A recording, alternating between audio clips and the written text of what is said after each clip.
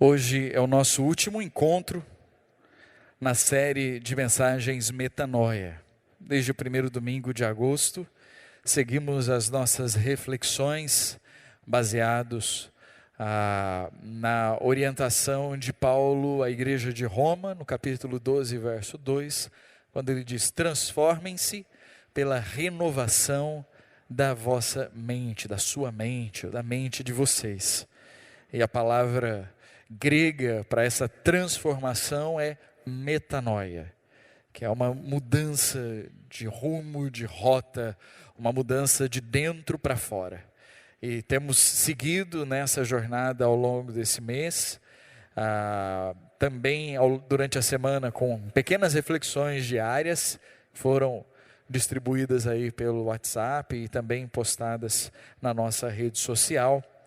E confesso que eu fiquei muito surpreso com as reações, quantidade de pessoas que nos deram um feedback sobre de que forma as reflexões estavam mexendo com o seu interior, com a sua fé, com o seu jeito de ser e com o seu relacionamento. Se você não ouviu, você acessa o nosso site ipriopreto.com.br, tem lá as primeiras 3 mensagens: mentes transformadas para a glória de Deus, emoções restauradas para uma vida abundante e corações íntegros. E falar sobre saúde emocional e essa transformação que precisa acontecer na nossa vida é muito pertinente em momentos como esse em que a gente vive. Vivemos em meio a uma sociedade que é secularizada e hedonista. E isso tem gerado adultos infantilizados e consumistas. Porque a relação entre a imaturidade espiritual e o mercado religioso que se instalou, ela é assim explosiva. Parece que são 2 coisas que se encaixam. O mercado religioso vem e atende exatamente a sua necessidade. Ou então ele cria uma necessidade para você e lhe oferece um produto. O conselho da igreja, nos últimos meses, tomou a decisão de adquirirmos um sistema para gestão de membresia, dos recursos, na administração da igreja. E nós começamos a pesquisar os vários produtos que existem aí, que são oferecidos, e vários deles muito interessantes. Na semana passada, eu e o Fernando Massi, que é o nosso auxiliar financeiro, tivemos contato com um dos produtos. Muito bom, um negócio assim de última geração, fantástico. Mas enquanto a pessoa ia mostrando como funcionava, eu notei uma coisa: para cada funcionalidade do sistema, ele me oferecia não uma funcionalidade, mas uma forma de ganhar dinheiro. Todas as funcionalidades, ele me mostrava um caminho de como capitalizar recurso. Com tudo, absolutamente tudo. Os vídeos que vocês receberam aí ao longo dessas semanas, ele falava: o senhor pode controlar o acesso das pessoas aqui, só os que contribuem têm acesso. E quando ele terminou a apresentação dele, perguntou o que a gente achava. Na verdade, eu já não estava mais, eu não pude ficar até o final, eu precisei sair, porque ele se estendeu um pouco. E o Fernando falou assim: olha, muito bom o sistema de vocês, só que ele é feito para uma igreja que não tem nada a ver com a nossa. A igreja de vocês está focada, vocês fizeram isso para uma igreja focada em eventos. E a gente está tentando viver uma comunidade que é focada em relacionamentos. Aí o cara é vendedor, né? Pô, nós temos pensado num produto para atender essa área também, a gente pode conversar depois. Não adquirimos esse produto. É por isso que vão surgindo percepções sobre a fé nos nossos dias. e sobre o que é maturidade. Homens que não assumem a masculinidade, mulheres em conflito para descobrir o que é a feminilidade, adultos que não se comprometem com aquilo que é próprio da vida adulta. O filósofo Philippe Pondé, alguém que tem refletido muito sobre isso, e ele fala que a infantilização é um sintoma desses novos tempos, e que o amadurecimento se torna cada vez mais raro. Os jovens adiam sair de casa, ser autossuficientes financeiramente, sustentar vínculos afetivos, ter filhos. E para muitos especialistas há uma epidemia de infantilização. E essa infantilização, ela tem nos afetado. Afeta as nossas relações, o nosso serviço, a forma como nós servimos, a nossa espiritualidade e a nossa fé. Afeta a nossa cosmovisão de mundo.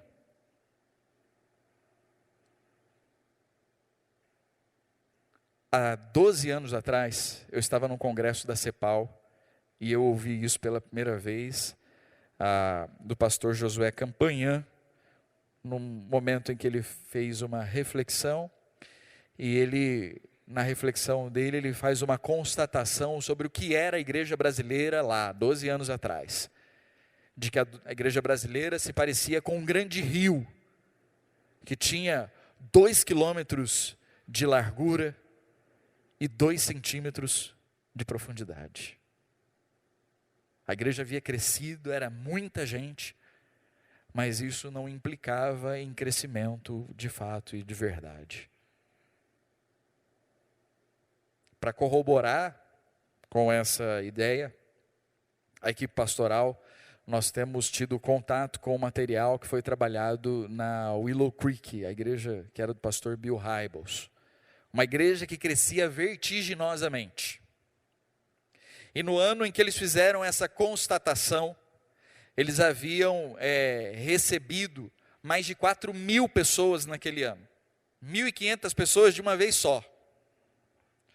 E quando eles fizeram uma avaliação da comunidade, as pessoas que fizeram a avaliação chegaram para o Bill Hybels e disseram: olha, a igreja não está crescendo. E aí o Bill Hybels logo sacou os números. Como não está crescendo? Olha aqui, a igreja nunca cresceu tanto como agora. E eles mostraram que não se tratava de números, mas se tratava de maturidade espiritual. É muito fácil encher um lugar de gente. É muito fácil. É muito fácil atrair as pessoas. Aquilo que no movimento missiológico tem sido chamado de evangelístico atrativo. As igrejas fazem eventos para fisgar as pessoas, para atrair as pessoas. Eu lembro que na época da minha juventude isso era muito comum. A gente precisa fazer isso para atrair os jovens. Se é essa atração que segura o jovem, está errado. Porque isso não segura.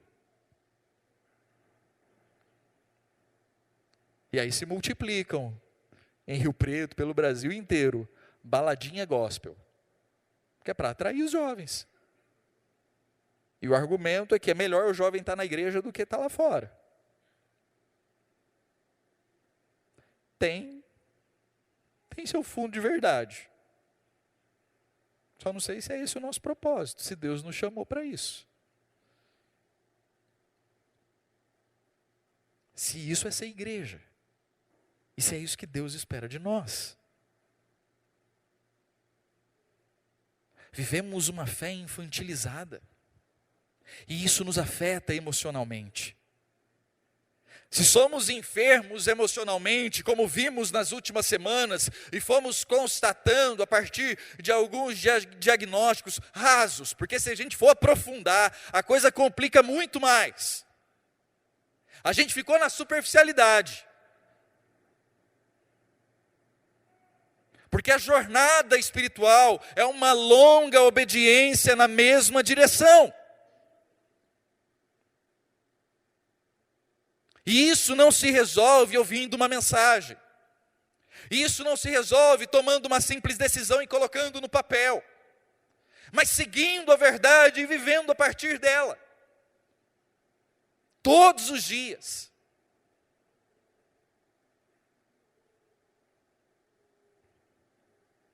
Mas nós vamos olhar juntos hoje para a palavra de Deus, e vamos buscar juntos a direção e a orientação da palavra para as nossas vidas. O texto de Hebreus, capítulo 5, vamos juntos? Quanto a isso, temos muito que dizer, coisas difíceis de explicar, porque vocês se tornaram lentos para aprender. Embora, a esta altura, já devessem ser mestres, precisam de alguém que ensine a vocês novamente os princípios elementares da palavra de Deus. Estão precisando de leite e não de alimento sólido. Quem se alimenta de leite ainda é criança e não tem experiência no ensino da justiça. Mas o alimento sólido é para os adultos, os quais, pelo exercício constante, tornaram-se aptos para discernir tanto o bem quanto o mal. Louvado seja Deus pela sua palavra. A carta aos Hebreus, que é de autoria desconhecida, no culto das 8 hoje eu cometi um ato falho. E no meio da mensagem eu já coloquei Paulo. Paulo escreveu, podia escrever essa aqui também, né? A gente quer que Paulo escreva tudo. Não foi Paulo. A única certeza que se tem sobre a autoria da carta aos Hebreus é que foi qualquer um, menos Paulo. Pode ser qualquer pessoa, mas Paulo definitivamente não foi, por várias características e vários aspectos. Nós não sabemos quem escreveu, mas sabemos para quem ele escreveu. Ele escreveu para os judeus que estavam sofrendo a perseguição religiosa por serem cristãos. Paulo escreve também para os cristãos que estavam sendo perseguidos, mas essa carta ela é escrita exclusivamente para os hebreus. Aqueles que tinham ou pertenciam a essa nação. Tinham na sua herança esse histórico relativo ao judaísmo. E estavam dispersos por causa da perseguição. E essa dispersão gerou neles vários problemas. O pessoal ficou desanimado, o pessoal ficou desesperançado, o pessoal começou a ficar assim, entristecido. E isso começou a afetar a fé deles. E essa carta, ela é escrita para fortalecer a fé. E o que o autor dessa carta oferece é alimento com bastante substância. Não foi papinha, não. Porque ele começa a alinhar conceitos teológicos extremamente importantes, relevantes, basilares e profundos, para alicerçar a fé daquela comunidade na verdade que é Cristo. E ele trata destes conceitos, mais ou menos aquilo que Paulo faz quando escreve a igreja de Roma, que aquilo é um tratado teológico. A carta aos Hebreus vai mais ou menos na mesma direção, mas apontando para Cristo como Messias e como sumo sacerdote, como Cordeiro de Deus. Porque era isso que estava se perdendo, era essa relação com Cristo, essa percepção de quem é Cristo. E assim, eles viviam então uma fé infantilizada. E ele começa então os primeiros capítulos a tratar acerca de Jesus, fazendo um comparativo, especialmente com a antiga aliança e o Antigo Testamento, e ele vem mostrando Jesus como sumo sacerdote. E quando vai chegando ali nos versos 8, 9 e 10, ele diz: embora sendo filho, ele aprendeu a obedecer por meio daquilo que sofreu. e uma vez aperfeiçoado, tornou-se a fonte da salvação eterna para todos os que lhe obedecem, sendo designado por Deus sumo sacerdote, segundo a ordem de Melquisedeque. E aí, aqui a coisa complica. Porque o sacerdócio tinha que vir da linhagem de Arão.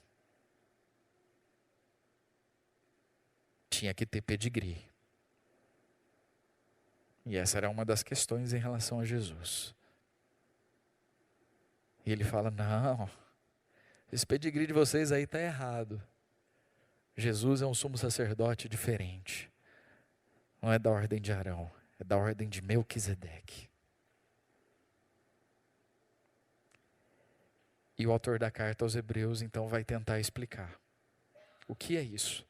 Mas antes de explicar, ele faz um parêntese e ele diz, quanto a isso, quanto a Jesus, quanto a essa percepção sobre o sacerdócio de Jesus, eu queria explicar isso para vocês, mas vocês não vão entender. Ficou muito difícil agora. E ele não está chamando o povo de burro, não. Não era uma questão de capacidade cognitiva. Era uma questão de preguiça, de relaxo, de descaso com a vida de fé. Aquilo que Paulo diz quando escreve aos Filipenses, desenvolvam a fé de vocês com temor e tremor, faltou isso para eles. Eles não desenvolveram a fé. E o autor diz, vocês se tornaram lentos para aprender, mas vocês já deveriam ser mestres. Pelo tempo, pela jornada, pelas oportunidades que vocês tiveram de aprender, pelos recursos que vocês dispõem, vocês deveriam estar num outro momento da jornada, mas vocês continuam infantis e imaturos. E aí ele começa a tecer essa relação entre maturidade e imaturidade espiritual. E para tornar isso mais palpável, ele usa a metáfora dos alimentos. Uma figura bastante próxima a nós e que explica muito bem isso, né? Então, ele diz, estão precisando de leite e não de alimento sólido. Leite é bom? Sim ou não? É essencial praticamente, né? Não sei se tem algum nutricionista aqui, vai falar que eu estou falando besteira, né? Mas as crianças, quando nascem, o que a criança precisa? É leite e mais nada. Então é essencial. O leite para a criança possui propriedades específicas e importantes para aquele momento. Eu me lembro que no desenvolvimento dos nossos filhos, quando eles estavam ali entre o 5º e o 6º mês, aconteceu a mesma coisa com os dois. Fomos ao pediatra, pediatras diferentes, os dois disseram a mesma coisa. A partir de agora, o leite já não sustenta mais. Não precisa tirar o leite, pode continuar dando leite, mas precisa inserir outros alimentos mais sólidos. A dieta muda. A questão é que na jornada de fé, é muito cômodo a gente ficar bebendo leite. Até porque pressupõe que outro faça para a gente, né? A gente faz o rito de passagem aqui do infantil para os juniores, e a prova deles é fazer um leite com chocolate, né? Para mostrar isso, ele já cresceu, já não precisa mais do pai e da mãe fazer isso. Já tem que se virar sozinho. E a gente tem que começar a nos virarmos. Nessa pesquisa feita na Willow Creek, uma constatação é que ao longo da jornada, as pessoas que depositaram na igreja, no pastor, no líder, a razão do seu crescimento espiritual, entraram num grupo chamado de estagnados. Enquanto que aqueles que ao longo da jornada foram assumindo a responsabilidade pelo seu crescimento espiritual, seguiram o processo. E o processo é aproximando-se de Cristo, perto de Cristo, crescendo em Cristo e centrado em Cristo.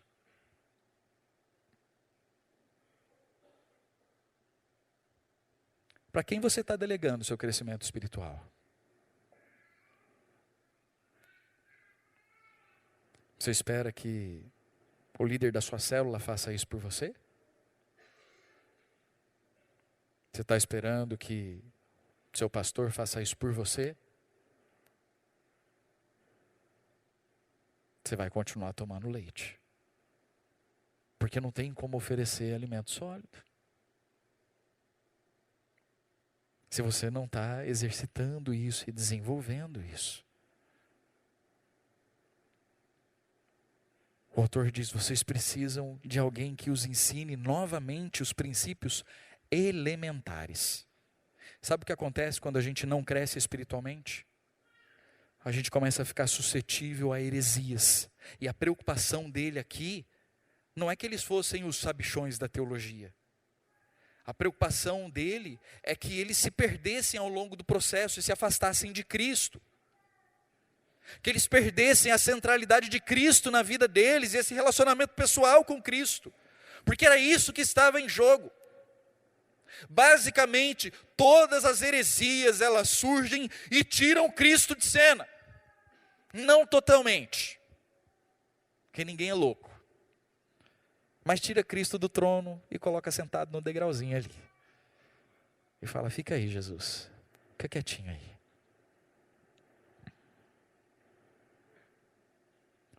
Quando nós não assumimos o nosso compromisso com o nosso crescimento espiritual, de desenvolver uma espiritualidade pessoal consistente, nós ficamos suscetíveis às intempéries da vida, que afeta todo mundo, de tudo quanto é lado. Casamento, trabalho, família, relacionamento, você com você mesmo, a gente vive crise o tempo todo. E se nós não estivermos alicerçados na verdade, essas coisas nos abalam e nos afetam e tiram Cristo do centro. Ficamos suscetíveis às heresias que vão rondando a igreja. Ficamos vulneráveis a ensinos complicados e alheios à palavra. Ah, mas quem me mandou isso foi o irmão fulano de tal. O irmão é uma bênção. Da onde esse irmão tirou isso? Qual a credibilidade bíblica e teológica disso? Isso está alinhado com a sua formação de fé? Porque no movimento evangélico agora é um negócio plasmado, que basta você ter um discurso piedoso, em que tem a palavra Jesus em algum ponto, graça no outro e amor no outro, que a gente já se derrete. É assim que se constroem heresias. Ou quando a gente nega o discurso teológico sob o argumento de que a letra mata. Ah, eu não vou discutir isso porque a Bíblia diz que a letra mata. Não vou entrar nesses senões. É isso mesmo.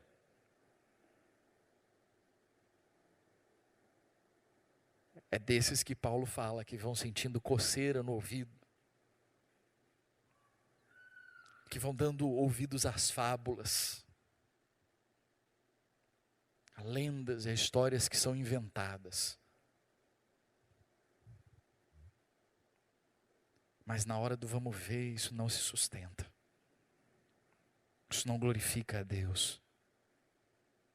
E não promove a centralidade de Cristo nas nossas vidas.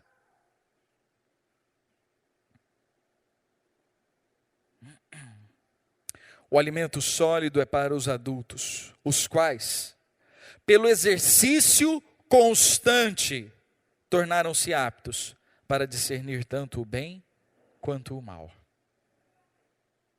O que os tornou aptos foi o quê? O exercício constante. Ele usa a figura de um atleta que se prepara.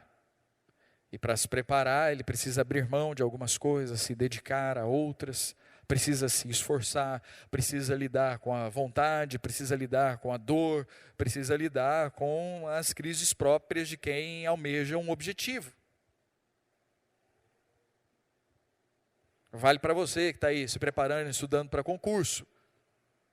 Não existe mágica, não tem oração que faça você passar no concurso, se você não estudar.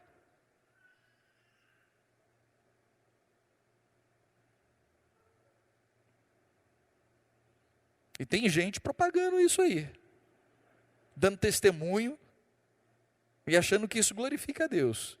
Irmãos, eu não estudei e passei.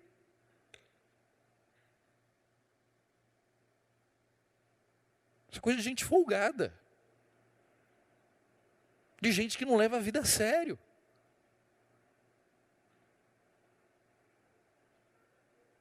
Que não tem respeito por nada. Isso não tem nada a ver com Jesus, com o Evangelho, com a vontade de Deus. Agora, você estudou, você se esforçou, concurso muito concorrido, você buscou a Deus e passou, aí sim, aí eu vejo Deus te capacitando. Agora, passar sem estudar, é sorte de malandro isso. Isso a gente aprende na rua e na malandragem. Isso não tem nada a ver com quem é maduro na fé. Isso é coisa de gente imatura. Totalmente imatura. De gente que não quer se comprometer com a verdade. De gente que não quer se responsabilizar com as coisas. Essa semana, participei de uma conferência e um dos preletores é o pastor Michael Gorin. Pode colocar aí. Ele hoje é uma das maiores cabeças pensantes sobre a teologia missional no mundo. Atualmente ele mora no Canadá e tem se dedicado ao estudo da teologia missional, conceituar e oferecer recursos para a igreja. E eu sempre achei ele alguém assim, acima da média, né? Ouvia as palestras dele, os escritos dele, e sempre achei aquilo muito difícil, muito difícil. Ele é alguém, de fato, muito inteligente. E eu fui participar de uma trilha. A trilha era sobre a construção de uma teologia saudável. E ele era um dos palestrantes. E, para minha surpresa, eu já fui preparado assim, né? Para gastar todo o fosfato que me restava e deixar ali, né? E, para minha surpresa, esse homem me surpreende. Além de uma profundidade teológica, bíblica, mas quando ele vai apontar caminhos e dizer o que nos ajuda na construção de uma teologia saudável, ele aponta para a espiritualidade. Aí eu falei, epa, vou até anotar. E ele propõe alguns caminhos, ou áreas de atenção, como ele disse lá. E a primeira área de atenção é a comunhão com Deus. Você desenvolver cultura, hábitos e um padrão para o seu relacionamento com Deus. Não adianta você pensar que isso é mágico, que você sai de um culto como esse, e que você chega na sua casa, e amanhã, ao acordar, você acorda pronto e disposto a buscar a Deus. Isso não vai acontecer. Está na moda teologia dos coaches, né? Falando, acredita nisso. Eu estou falando para você, não acredita nisso, né? Eu sou o anti-coach. Porque é uma luta contra a nossa vontade. E a nossa vontade é a inércia. A nossa vontade é continuar tomando leitinho, porque não dá trabalho. Fazer isso dá trabalho. E o seu desafio é criar uma cultura, é criar um padrão, é criar um hábito, é criar uma rotina. E exige esforço constante, exercício constante, treino constante, repetição. Então, defina na sua agenda horário, lugar, tempo, espaço. Deixa isso claro, seja intencional. E de fato, muitas dicas motivacionais valem a pena. Antes de dormir, dá uma olhada no seu plano e fala: amanhã eu vou acordar e vou fazer isso. Não porque vai dar certo, mas porque vai te ajudar a lutar contra a sua vontade. E você vai dizer: eu preparei, eu me organizei para isso, eu defini isso como prioridade. Não é porque eu sinto, não é porque eu gosto, é porque eu preciso.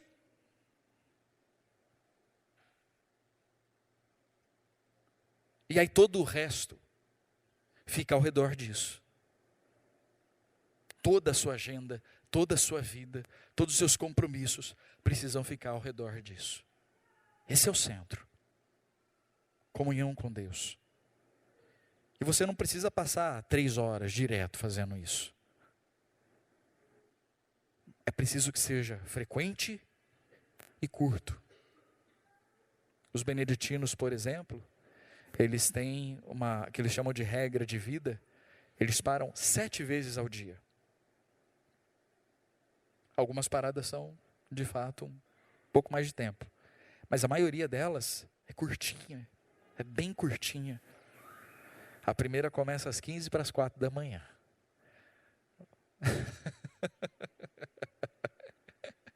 E vai até o chazinho da noite antes de dormir. Mas é parar, se colocar diante da palavra, ter um tempo de silêncio, oração e retomar a vida. Dê o horário de novo, para, silêncio, palavra, oração e volta à vida. Quantas paradas dessas você pode fazer ao longo do seu dia? Você não precisa inventar a roda. Você só conhece o Salmo 23? Você pode parar, fazer 2 minutos de silêncio, ler o primeiro versículo do Salmo 23, meditar 1 minuto nele, escrever uma oração e voltar a fazer o que você estava fazendo.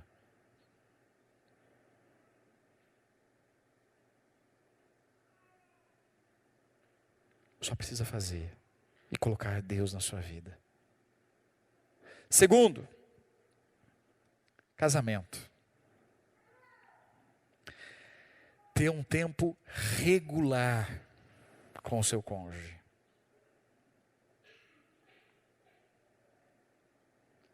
Minha agenda está meio tumultuada ultimamente. E aí sexta-feira eu falei para a Pri, tenha paciência comigo.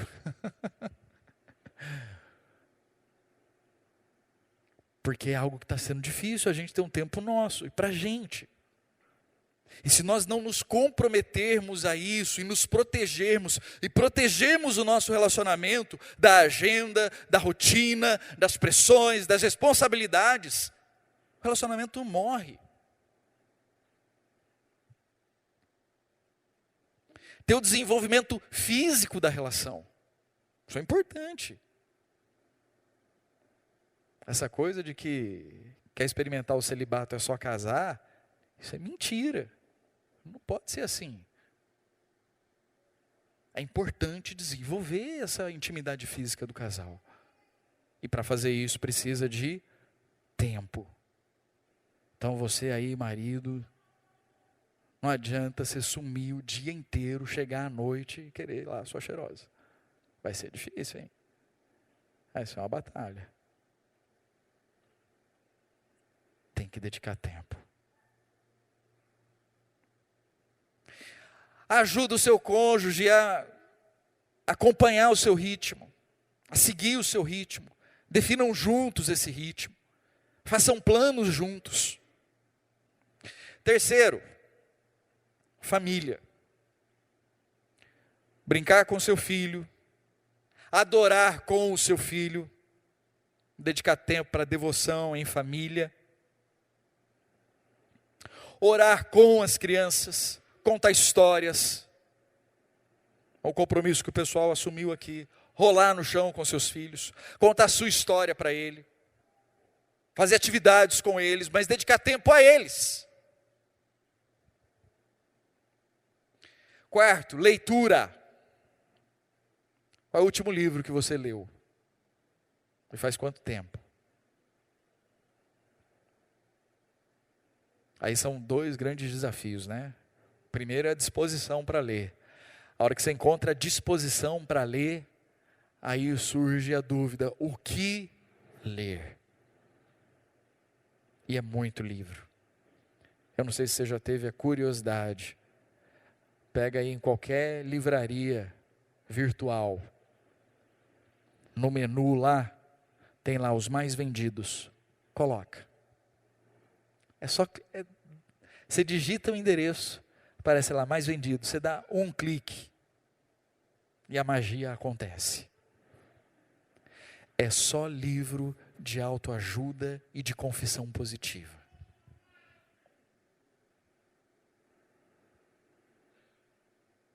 Estão ressuscitando a confissão positiva, que estava adormecida há um século mais ou menos.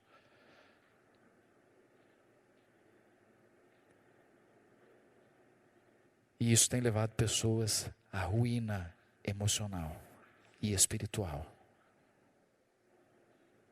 Porque isso vai dizendo que você se basta, que você pode, você é merecedor. E tudo isso é oposto ao Evangelho. Então não sabe por onde começar? Não vá nos mais vendidos. Peça orientação, peça direção, peça ajuda para quem você vê que está avançando na jornada de fé, de forma madura. Tem muito livro bom. Eu voltei dessa conferência com a pilha assim, ó. E só não trouxe mais porque, não, aí tem que tirar o leite das crianças. Mas tem muita coisa boa. Quinto, exercício físico. Entender que isso é espiritual pode mudar e ressignificar o seu relacionamento com Deus. Como vocês já sabem, eu estou lutando com o meu ritmo de treino, né? Essa semana, eu peguei, fui coçar aqui, ergui a camiseta, o Felipe falou assim, nossa pai, o senhor tá gordo, hein?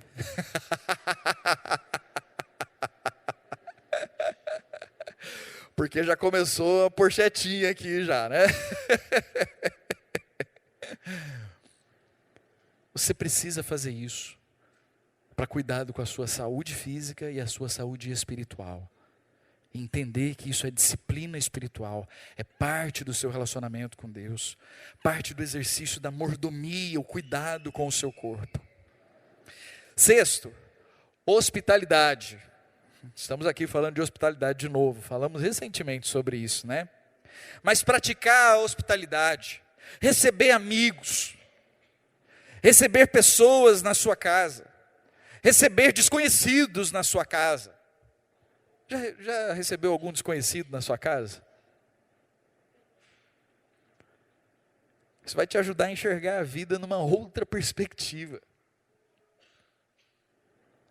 Receber pobres na sua casa. O pastor Valdir nos alerta sobre algo há algum tempo. Nós pagamos almoço para quem pode pagar almoço. E sabe por que a gente faz isso? Porque a gente quer ganhar um almoço grátis amanhã. Então eu te chamo para almoçar, eu pago o seu almoço e eu fico na expectativa de que você me retribua. Pode ser uma troca de gentilezas, e isso é legal. Expressão de amizade, cuidado e tudo mais. Mas começa a pagar almoço para quem você tem certeza que não pode te dar nada em troca, a não ser um sorriso e um muito obrigado. Quando muito, um abraço.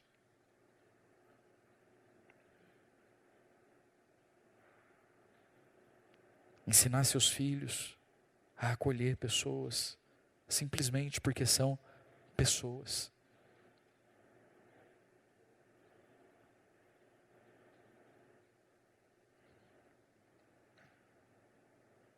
As famílias são cada vez menores agora, né?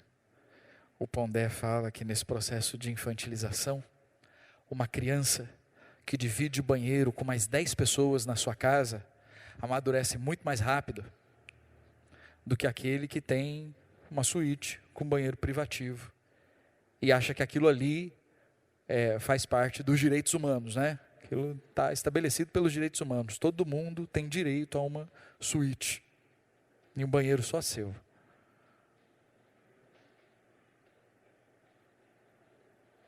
Começa a colocar gente dentro da sua casa. Ensine seu filho que a vida é muito mais do que o quarto de brinquedo deles, do que o celular dele. Mas vamos seguir. Cuidado com áreas de luta e fraqueza. Nas últimas semanas você deve ter identificado, se você acompanhou as nossas sugestões e as nossas dicas, você deve ter identificado áreas de luta e fraqueza na sua vida. Alguns diagnósticos, algumas percepções, nas conversas com outras pessoas. Essas áreas, elas são o nosso ponto cego. Você cai sem ver, porque praticamente faz parte do seu jeito de ser. Então, você tem que viver sabendo de uma coisa: não está bem. Se a sua dificuldade, por exemplo, é com álcool, e há algum tempo você está livre do álcool, você não pode achar que está tudo bem. Porque não está. É uma área com a qual você tem que cuidar. São situações que você precisa evitar. Ambientes que você precisa evitar. Que você precisa se antecipar, se preparar. Se o seu problema é com a mentira, com a fofoca, tem algumas conversas que você precisa evitar. Algumas pessoas que você deve evitar. Se a sua área de luta ou fraqueza é a pornografia, tem algumas situações que você precisa evitar e cuidar.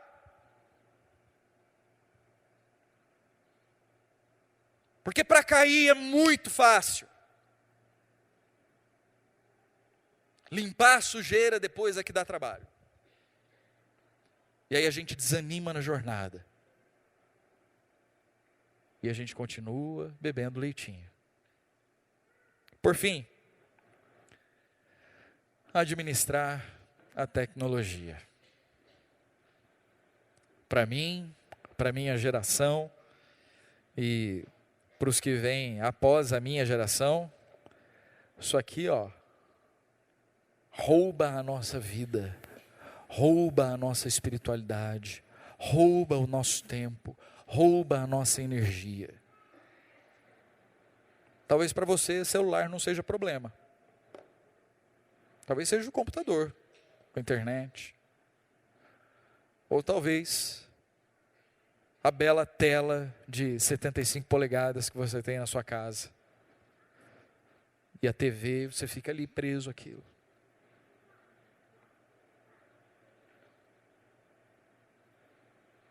E aí a gente precisa fazer assim, alguns acordos e estabelecer alguns limites. De quanto tempo eu vou dedicar, como vai ser esse uso, de que forma isso avaliar, de que forma isso me ajuda, de que forma isso me atrapalha. Porque isso tem nos afetado.